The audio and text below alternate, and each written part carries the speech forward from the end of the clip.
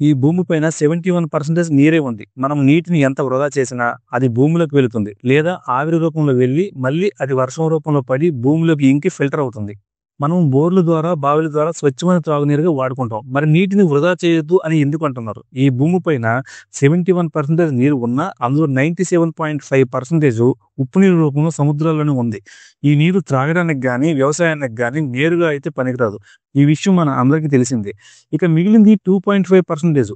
ఇందులో మళ్ళీ 69% పర్వతాలలో మంచు రూపంలో ఉంది. ఇంకా 30% భూగర్భ జలాల్లో ఉంటుంది. మిగిలిన 1% నీరు వాతావరణంలోనూ, మేఘాల రూపంలో, జీవుల శరీరాల్లోనూ, మొక్కలు, చెట్లు, మురుగునీరు రూపంలో, ఫ్యాక్టరీలు విడుదల చేసే రసాయనాలు అంతా కలిపి పోగా నదుల్లో, చెరువుల్లో, సరస్సుల్లో త్రాగడానికి అందుబాటులో ఉన్న నీరు 0.3% మాత్రమే.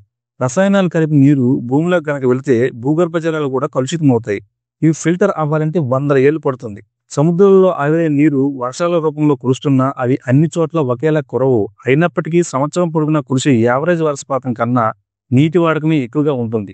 యునైటెడ్ నేషన్స్ నివేదికల ప్రకారం 2050 నాటికి ప్రపంచంలో సగానికి పైగా నీటి కొరత ఎదుర్కొంటుంది.